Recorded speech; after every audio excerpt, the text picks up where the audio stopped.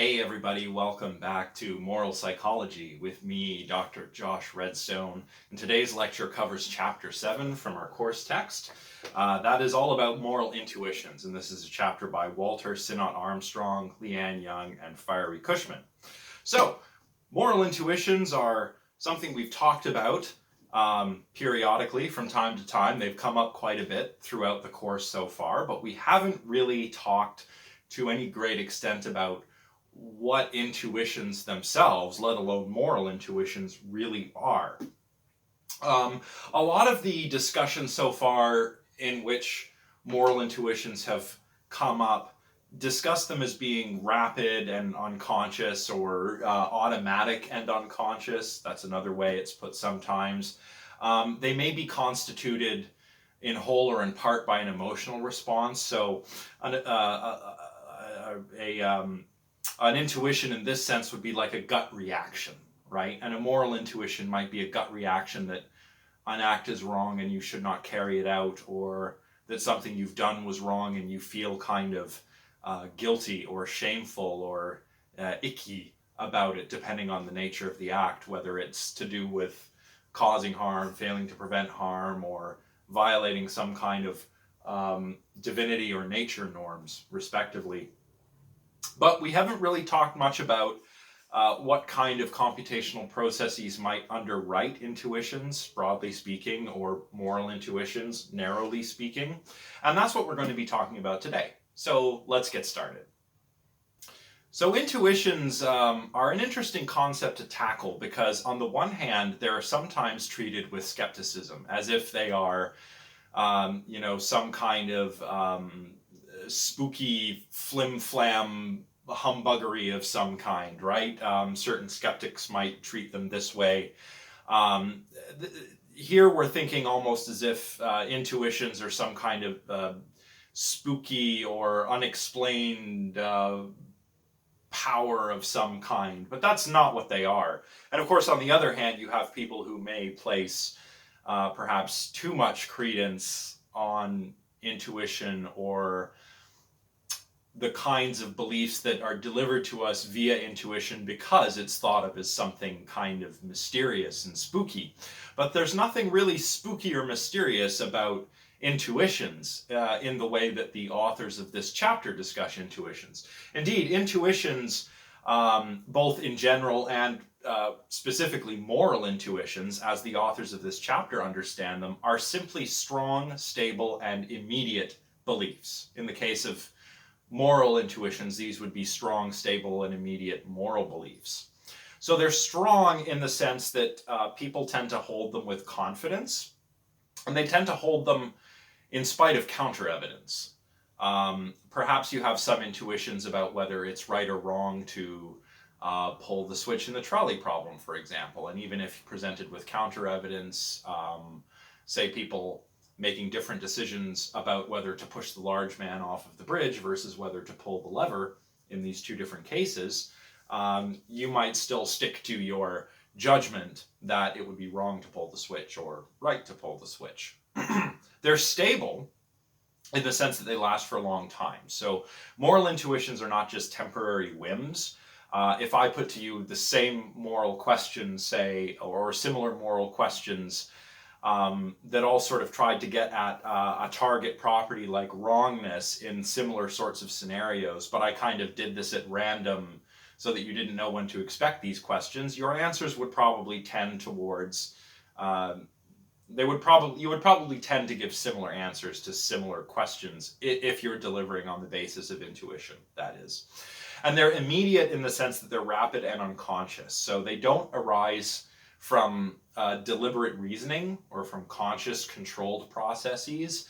Again, this is that immediate, automatic gut reaction kind of quality, right, that we see in intuition. So there's nothing spooky and mysterious about them.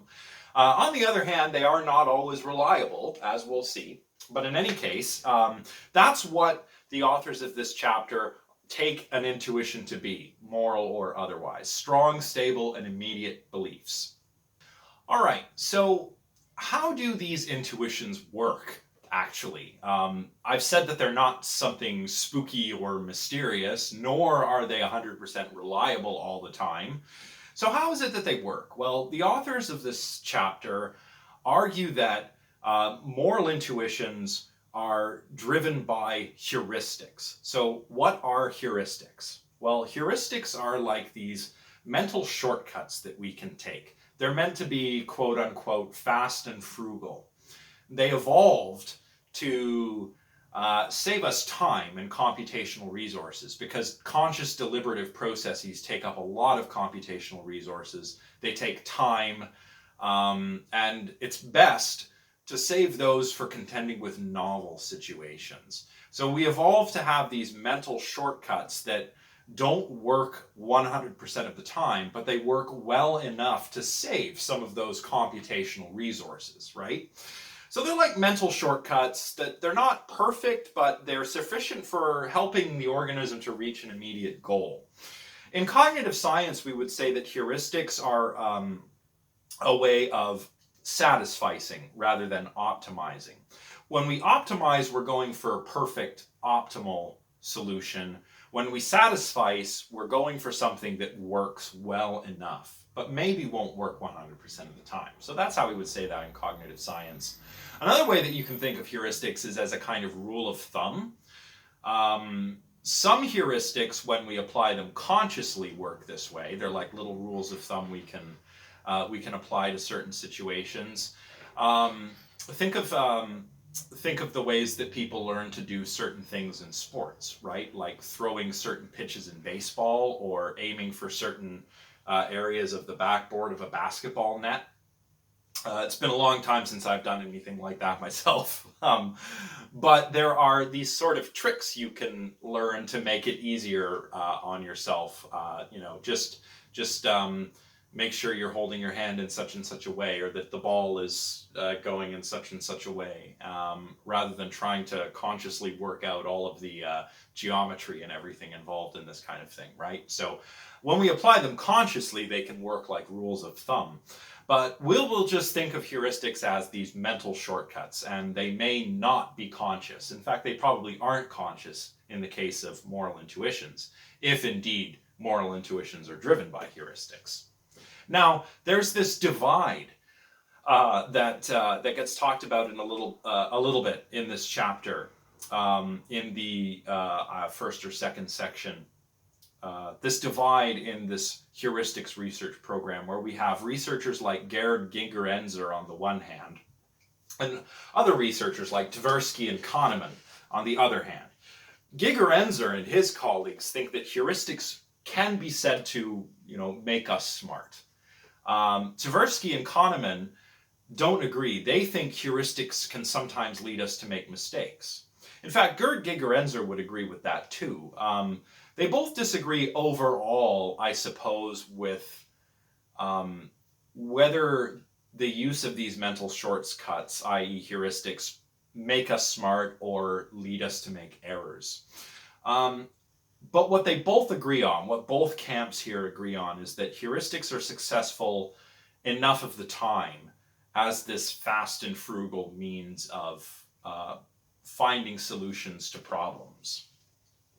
There are examples of this that you can look up in the text. One example that's mentioned is something about when we ask people how many 7-letter words where the 6th letter is the letter N occur in the first 10 pages of War and Peace.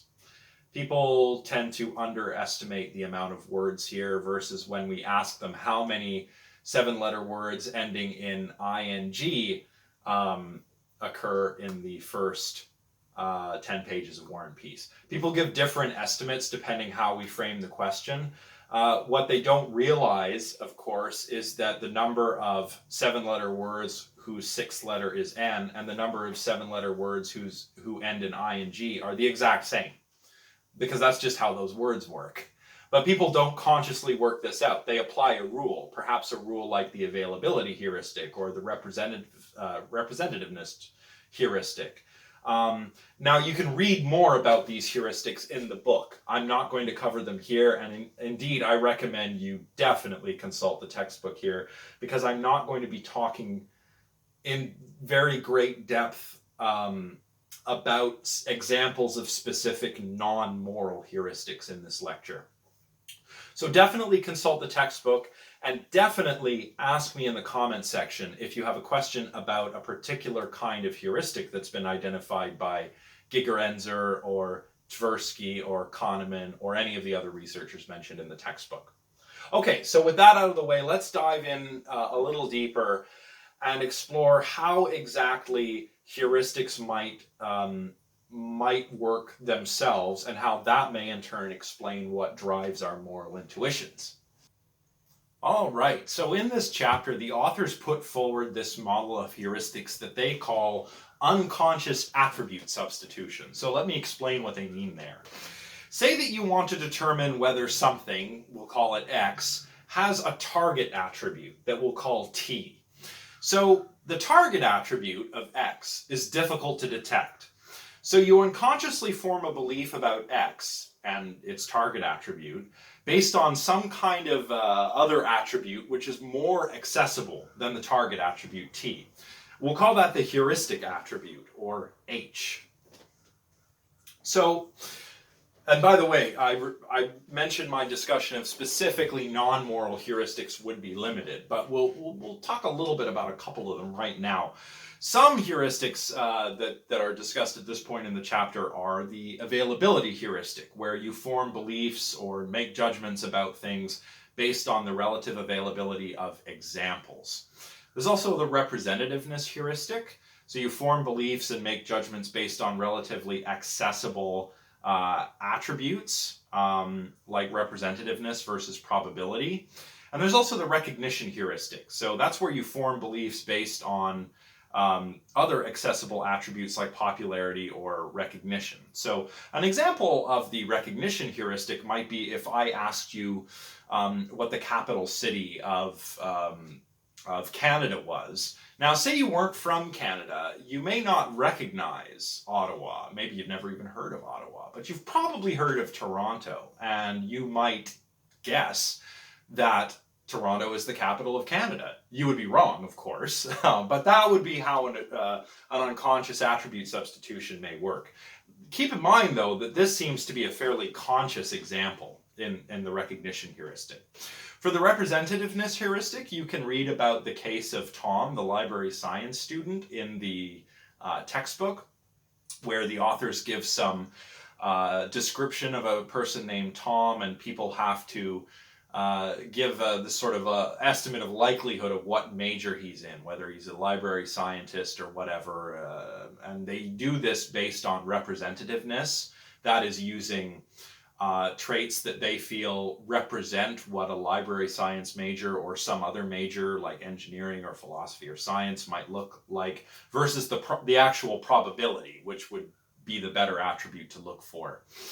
And likewise, you can read a little bit about the availability heuristic in that part of the textbook. So do, once again, consult this part of the textbook, because I'm not covering non-moral heuristics to any great depth in this lecture. And do let me know if you have any questions in the comment section, or send me an email.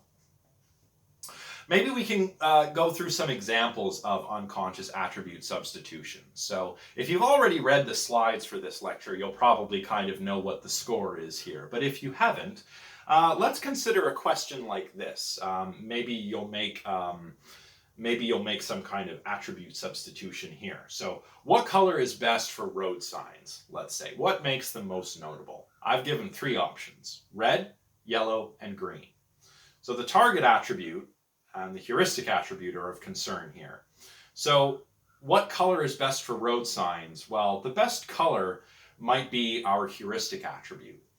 And the target attribute is actually what makes the sign most salient or noticeable. So it's hard to know right off the bat, even if you think about it, what makes things noticeable. So you might decide to go for what color should they be instead. Maybe we can access noticeability by using a heuristic attribute like color. And most people, at least the last time I taught this course, when I put this question to the class, answered red. Here they're probably thinking of very important signs which happen to be red, like a red light on a traffic light or a red stop sign, right? But it turns out that the more salient colors are actually green and yellow. This is because photoreceptors in our eyes respond to green and yellow parts of the electromagnetic spectrum before red. So even though we think of very noticeable road signs like stop signs or stoplights, and those happen to be red, maybe the best color is green or yellow, actually. And indeed, some signs are green and yellow, just not stop signs. So, another example, let's talk about obesity rates and what kind of heuristics you might use to answer a question like this. Again, if you've read the slides, you probably know the answer already, but if not, just think of this as an example, right? Okay, so which of the following countries has the highest rate of obesity among adults? Is it Mexico, Italy, the United States, Japan, or American Samoa? Well, you want to know, you might want to think about what your target attribute is first and what your heuristic attribute might be. Obviously, our target attribute is going to be obesity rates, among adults in this case. But our heuristic might be the most familiar nation, or perhaps we're using some kind of cultural stereotype here. A lot of people in my class, and a lot of people in general, guess that the United States has the highest obesity rates. Then again, obesity rates are also rising around the world, in the developed world that is, thanks to lots of processed sugary foods and stuff that we eat. So I don't know, maybe a place in Europe like Italy also has high obesity rates. Who knows? Well, actually, the highest rate of obesity, at least among adults, can be found in American Samoa, so not the continental United States. So maybe people are using a recognition heuristic here, or maybe they've recently seen that film Super Size Me or something. And in any case, if you were using those target and heuristic attributes, you would have got the answer wrong here. So that's okay. An easier example might be something like state capitals, right? So if I ask you the state capital of New York, well, is it New York City? Is it Albany? Is it Syracuse? Is it Rochester? Some of you will know that it's Albany. But a lot of people would guess that, if they didn't already know that, they might guess New York City is the state capital. It's the largest city. So perhaps they're using some heuristic that delivers to the city that they're most likely to have heard of or visited. After all, New York City is not just the most populous and largest city in New York State. It's the most populous city in the United States. Second most populous in North America, in fact. So, we've got another one. What's the most harmful legal or illegal substance? This is an interesting one. Is it alcohol, cannabis, LSD, heroin, or cocaine? Well, let's walk through them and give some reasons. I mean, alcohol's legal, probably pretty harmful though. Cannabis, also recently legal, in Canada at least. Certain harms associated with cannabis, risks of psychosis and whatnot. LSD, well, LSD, not neurotoxic, but can result in some nasty side effects like flashbacks and whatnot. Heroin, obviously very, very harmful. We have an opioid epidemic going on in North America at the moment. And heroin is very addictive and can be very bad for the brain. And cocaine, also bad for the brain, very bad for the pleasure-reward system, and can also damage your nasal passages, your lungs, and everything. I mean, all of these are associated with some risks.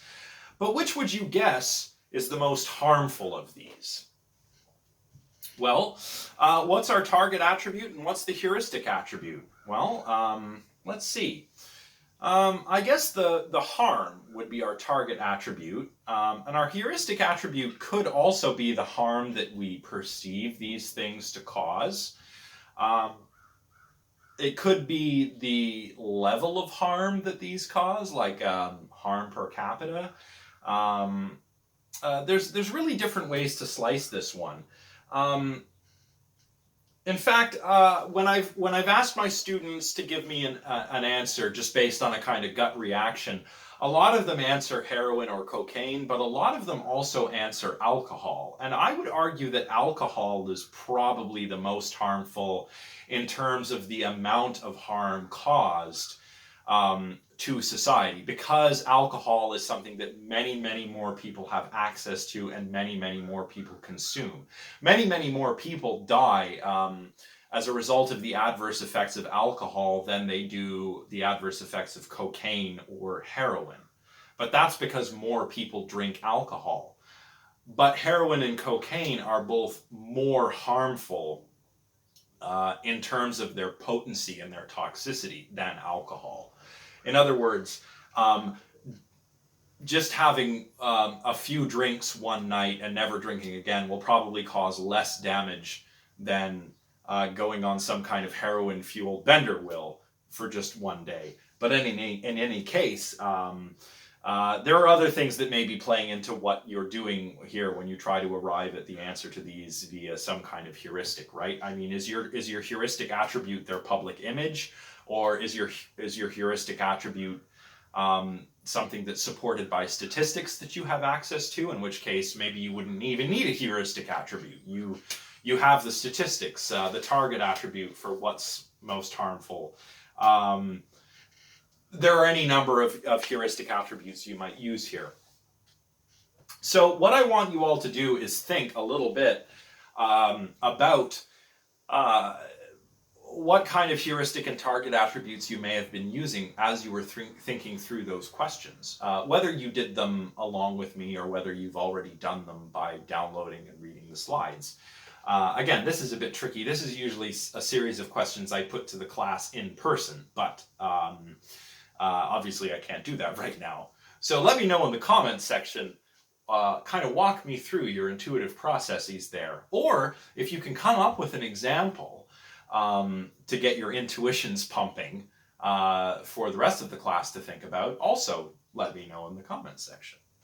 Okay, so now I want to talk about specifically moral heuristics rather than heuristics and unconscious attribute substitution in general. So let's move on and discuss that now. All right, so far we've talked a little bit about what heuristics are, and we've talked about the author's idea that moral intuitions are driven by heuristics, which are themselves this kind of instance of unconscious attribute substitution, where we have a target attribute that's difficult to access, and a substitution that's made between that and the heuristic attribute, which is easier to access and hopefully associated in some way with the target attribute. So when it comes to moral heuristics, if the authors are right, if heuristics do indeed underlie our moral intuitions, then moral intuitions need to involve a relatively inaccessible target attribute, a relatively accessible heuristic attribute, and this unconscious substitution of the heuristic attribute for the target attribute. And we assume, of course, that the heuristic attribute and the target attribute are somehow related. So let's walk through some examples here to see if we can identify a target attribute, right? Target attributes are supposed to be difficult to identify, but I'm going to give you a statement and we'll see if we can identify the target attribute in this statement. So here's the statement. Punching kittens for fun is wrong.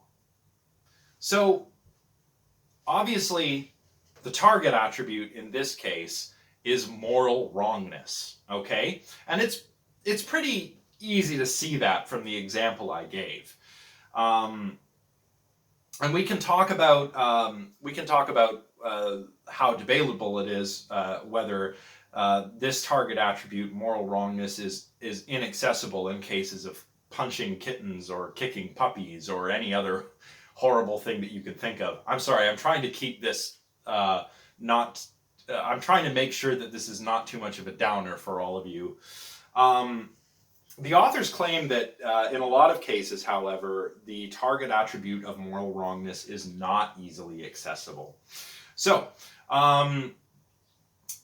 let's just suppose, if we encounter a case where the target attribute of moral wrongness is relatively inaccessible, then we would want to substitute a heuristic attribute for our target attribute. So if we're not talking about something like punching kittens being wrong or kicking puppies or something, if we're talking about something that's a little more ambiguous, morally speaking, then we may have to make a substitution. So some candidate heuristic attributes and actual heuristics themselves that we might be using here are the do what the majority does heuristic. So maybe I'm faced with the choice of whether to perform some act, but I'm not sure if that would be right or wrong. Well, I can always, instead of trying to access moral rightness or wrongness myself, I could just do what the majority does. And here I'd be substituting the actions of the majority as a sort of indicator of my target attribute, rightness or wrongness. The problem is that this particular example would be susceptible to critiques about relativism, right? Similarly, there's the I agree with people I like heuristic, right? So I could be faced with a set of actions and I'm trying to decide between them. I can't decide what to do because I can't access that target attribute of moral rightness or wrongness. I cannot tell whether action A versus B versus C would be wrong or not. But if people I like are doing action A, B, or C, then maybe I can substitute that for the target attribute. Of course, people could also be using category heuristics. So these would be like consciously applied rules of thumb, like don't lie, don't cheat, don't steal. We would categorize things as wrong and use this as a kind of rule of thumb that we could apply. So rather than identifying the moral wrongness particular to every instance of cheating or lying or killing or whatever, we would just categorize the act as something that is wrong. Even though in some instances, perhaps it would not be wrong to lie. For example, the classic example of it's World War II and you're sheltering a Jewish family in your attic and the Nazis come knocking at the door.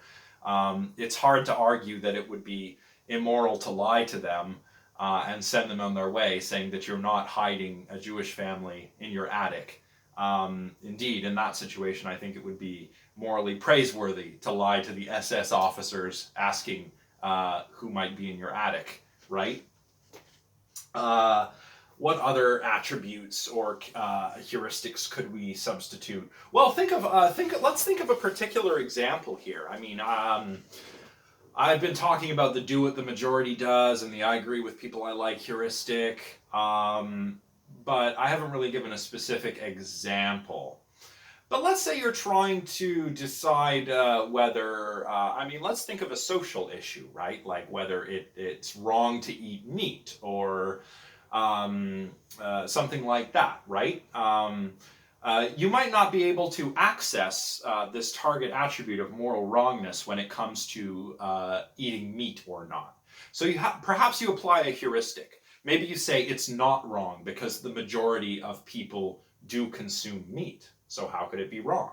Or maybe you say that, all of my friends are vegetarian and I like my friends and they make a pretty good case for the moral wrongness of eating meat. So I'll rather than try to access that target attribute of moral wrongness in this specific case, I'll do what my friends do and I just won't eat meat, right? And of course this could work conversely, right?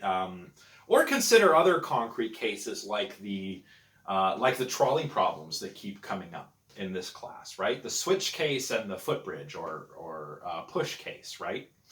And remember there were loop cases as well, where we had variations on this extra side track and different things like that. if we were asking people about what's right or wrong to do in those different situations, like the switch versus the push case, for example, what could people be using? Well, people might be applying the previously mentioned category heuristics. So they might be using a heuristic like don't kill, and they classify pushing the large person as killing. So it's just classified as killing, and killing is in turn classified as wrong. So here there's a sort of indirect access to the target attribute of moral wrongness by way of the this kind of heuristic, category heuristic that we've applied. Or we might be using the doctrine of double effect as a kind of heuristic, although in light of what we've already learned about how people apply the DDE, I think that's kind of questionable. It may be that people are using some kind of affect heuristic here instead of applying the doctrine of double effect, because we've seen that when people, even when people answer these scenarios in ways that accord with the doctrine of double effect, that is, that it's okay to pull the switch but not okay to push the man off the footbridge. No one ever gives a principled reason. No one ever, or at least rarely do people ever actually spell this out in terms of the doctrine of double effect. Even if they don't know, even if they've never heard of the doctrine of double effect, they could give a principled account that aligns with the doctrine of double effect, and that rarely happens. People just say it feels wrong to push the person, but it feels okay to push the switch. One is killing, the other is not. It could be something to do with physical proximity or touching, and we've of course talked about this before, right? You're not as close to the person who's killed by the trolley on the tracks if you pull the switch, and you haven't physically touched them, which is different than actually pushing someone to their death from atop the bridge, right? And as I mentioned earlier, it could be affect. So maybe affect or mood or some kind of emotional response serves as a heuristic attribute for moral wrongness. Perhaps feeling guilty or bad or icky is like a target, or is like a heuristic attribute that we can substitute for the target attribute of wrongness, whereas feeling good in some way or another would be a heuristic attribute that we substitute for the target of moral rightness or moral praiseworthiness. So, where does all of this leave us? Well, a little bit of discussion towards the end of this chapter is devoted to what a moral skeptic might say based on this account of moral intuition. So I want to talk about that and a few other things before we wrap it up for the day. All right, so who are these moral skeptics? Well, I kind of mentioned them in passing in one of my previous lectures when I mentioned error theorists. But more broadly speaking, moral skeptics are skeptical that there are moral properties, right? That is rightness or wrongness, these kinds of things, are they natural kinds? If you're not sure what a natural kind is, let me know in the comment section. I'll take a crack at explaining it. But essentially, these moral skeptics deny that there are moral properties, that there is something that we can speak of in the world as right and wrong, in the same way that we can talk about atoms or water or other things like that that are natural kinds, right? So moral skeptics would deny that moral intuitions are based on moral heuristics because there aren't moral truths.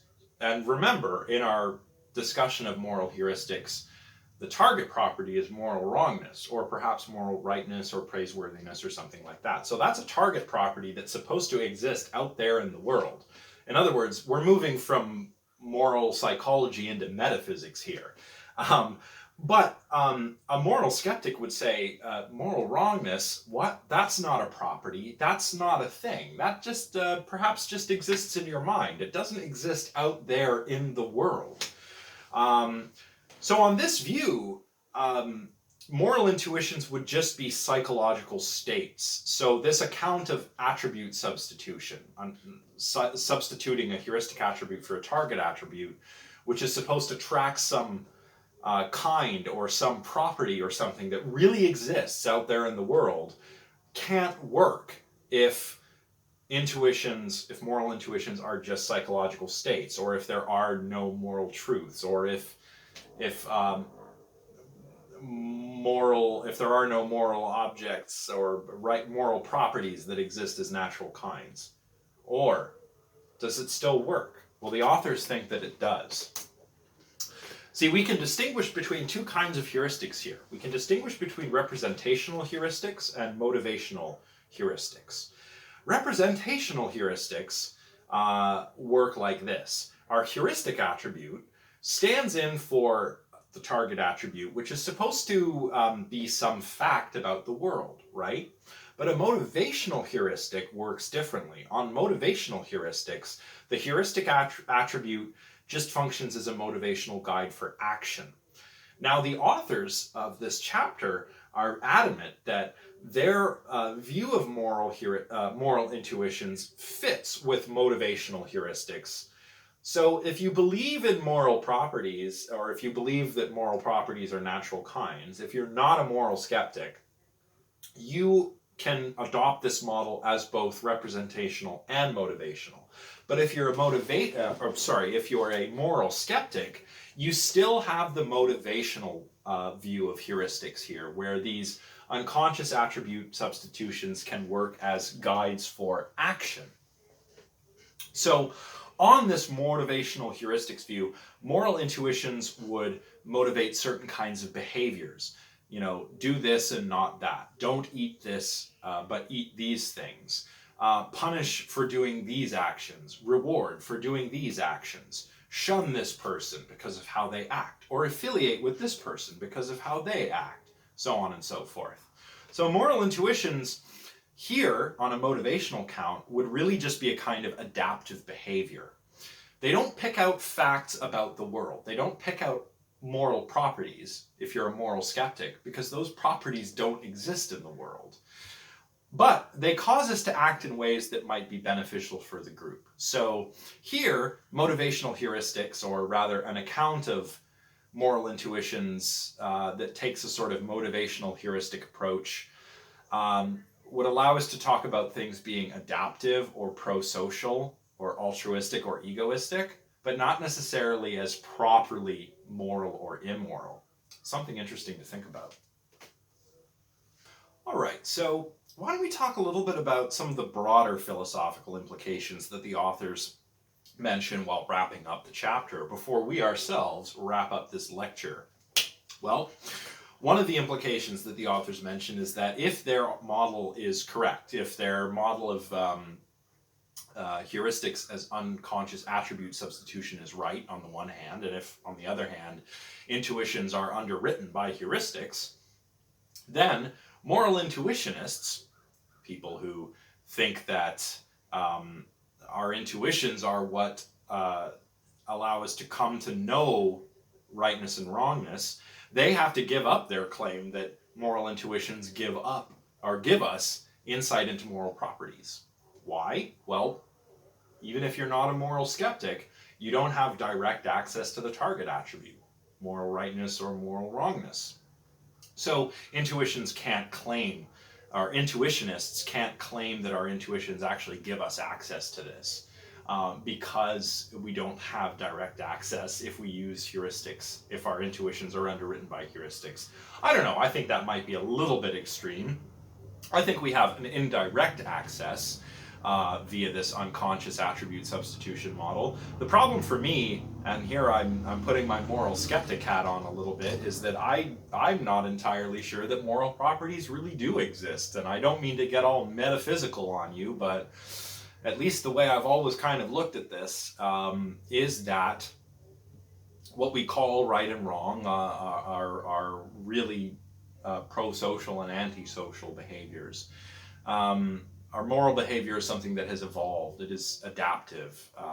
Moral properties are not natural kinds. And that's my thinking.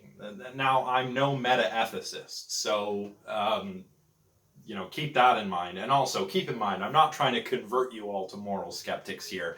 If you believe moral properties exist, fine. This model still works. But I think the bigger challenge to intuitionism might be skepticism, not just this model that the authors have offered. Anyway, I'd like to hear your thoughts, if you have any, in the comment section. What else? Well, if intuitions are what underwrite our moral, or sorry, if heuristics are what underwrite our moral intuitions, then does that mean our moral intuitions are reliable? And I think we probably will all settle on the same page here, is that, well, they can be and they can't not be. Or they can be, but they also cannot be. Excuse me. I think I need some more coffee. So, just think of the examples that we covered in this lecture, right?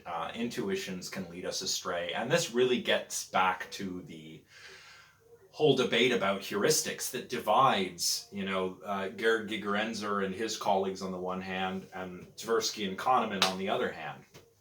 Gigerenzer and colleagues, of course, think that heuristics make us smart. Tversky and Kahneman think that they can lead us astray. But they both agree that they work most of the time. So whether you feel that moral intuitions are reliable will probably to some extent or another depend on whether you think heuristics as a fast and frugal mental shortcut kind of thing make us smart or make us reason poorly.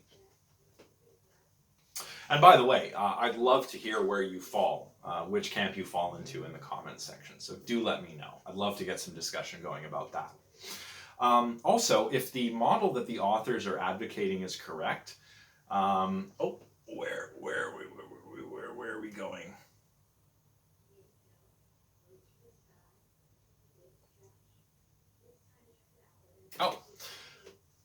Also, think about, some of the classic moral dilemmas that we've considered in this course, like trolley problems, or even the transplant case that we talked about all those lectures ago. If we really decide what's right or wrong in each of those situations or scenarios based upon our moral intuitions, then what does that imply about the moral ethical frameworks that we've encountered in this course, like utilitarianism, deontology, or virtue ethics, or even others that we haven't considered very much, like contractarianism? Are those things really something that we use? Right? We're kind of back to this question of whether we reason from principles that are sort of espoused in a particular theory, or whether we reason unconsciously and kind of make up a story to justify our moral judgment after the fact, a kind of post hoc explanation for our automatic, unconscious, intuitive, affective judgments, right? So, yeah, I guess what I want to know when it comes to this point is whether this is a worry for any of you. If it's true that most of our moral psychology is underwritten by these fast and frugal intuitive processes, and it begins to look like these ethical theories are really like post hoc rationalizations to explain the decisions that we've made and the judgments that we've made, does that worry any of you? I'd really love to know. It doesn't worry me greatly, but I'm curious what you think as young moral psychologists. All right. Well, that's about it for today. I know this lecture's been a little bit shorter, as was the previous one and the one before that. I've tried to really focus on the bits of this chapter that I want you to focus in on. And again, I'm hoping to get some discussion going in the comments. And if you have questions, please let me know. So far, I have not received any questions for follow-up lectures. So unless I receive questions, I cannot do any follow-up lectures. And most of the people that have answered that poll have indicated that they would like to see some follow-up lectures. In any case, the authors here have not made a sweeping case, admittedly. They haven't shown how all moral intuitions fit their model. Only some intuitions seem to work this way, and that's okay. I mean, this is just, like many other chapters in this book, a stab at a preliminary research project. But I'd love to know your thoughts about whether you think that intuitions drive most of our moral judgments, and whether intuitions might be underwritten by something like heuristics as unconscious attribute substitution. But that's all for now. That's been the Moral Intuitions lecture. Our next lecture is going to be all about character. And I will have an announcement to make about our next quiz soon, too, so do stay tuned. It probably will cover multiple weeks of material, so it may be a little longer than your previous quizzes, but I will give you longer to complete it because you've all just finished writing the midterm as I record this. So I don't want to stress you out too much.